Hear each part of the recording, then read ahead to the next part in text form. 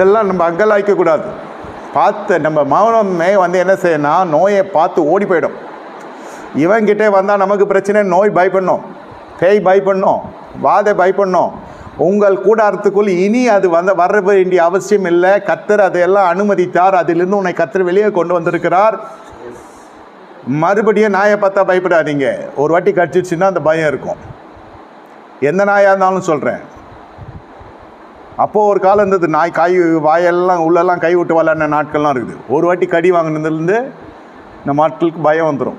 அதனால் ஒரு சில விஷயம் நமக்கு ஒரு பெரிய தழும்பு வாழ்க்கையில் விட்டு பண்ணிடுச்சு. நம்ம உபத்திரப்பட்டதுனால அவருடைய பிரமாணங்களை கை கொள்ள முடிந்தது. That's the area God has brought you into the truth. இல்லைன்னா என்ன இருக்கும், கிருபை கிருபை கிருபை கிருபைன்னு சுற்றி கொண்டு வந்துன்னு இருப்போம். கிருபையை தப்பாக சொல்லலை, சத்தியத்துக்குள்ளே பிரயணப்பட்டிருக்க மாட்டோம், தேவ சமூகத்துக்குள்ளே வந்திருக்க மாட்டோம். அடுத்தடுத்து உயர்வுகள் நீங்கள் பின்னோக்கி பாருங்கள், கடந்த காலத்தை பாருங்கள், என்ன பண்ணி கொண்டீங்க. உங்களுக்கே உங்கள் மேலே வெறுப்பு வரும். யாரையும் நொந்து கொள்ள வேண்டியதில்லை. நீங்கள் எடுத்த தீர்மானங்கள், உங்கள் நடைகள், உங்களுடைய பாவனைகள், உங்களுடைய செயல்பாடுகள், உங்களுடைய நிலைப்பாடுகள் எல்லாத்தையும் நீங்களே சோதித்து பார்த்தாலே உங்களுக்கு உங்கள் மேலே கோவம் வந்துடும். இன்றைக்கி யோசித்து பார்த்தீங்கன்னா படிப்படியாக கர்த்தர் கொண்டு வந்து நிறுத்தி இருக்கிறார். ஒரு தரிசனம் கர்த்தரானார். அது வரைக்கும் எங்கே போனாங்களோ தெரில. இந்த சொந்தக்காரனுங்கள்லாம் எல்லா ரஷ்யா எல்லாம் புறப்பட்டு வர ஆரம்பிச்சிட்டாங்க. கர்த்தர் அவர்களோடு இசையை ஆரம்பிக்கிறார். கர்த்தர் அவர்களோடு கூட பேச ஆரம்பிக்கிறார். பிரியமான தேவனோட ஜனமே, எல்லோரும் அவன் நண்பர்களுக்காக ஜெபம் பண்ணுகிறான். கர்த்தர் அவர் மீது வர தீங்கினால எல்லோரும் பார்க்க ஆரம்பிக்கிறாங்க. அது வரைக்கும் எங்கே போனாங்க தெரியல. விலாசம் தெரியலையா, நம்பர் மறந்துச்சா, பிளாக் பண்ணிட்டானுங்களா, எதுவும் கவலைப்படாதீங்க. கர்த்தருடைய கரம் உங்கள் மீது இறங்குறது.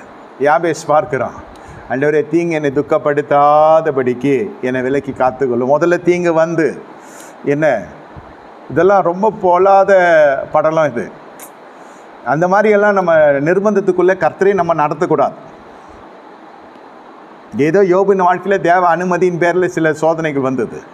ஆனால் நம்ம வேதனை வருகிற வழிகளுக்கு நேராக போனதுனால நம்ம போய் சிக்கி கொள்ளுகிறோம்.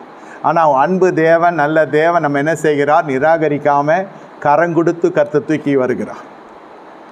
தேவனுடைய கரம் உங்களை கொண்டு வருகிறது, நல்ல இடத்துக்கு கொண்டு வருகிறது.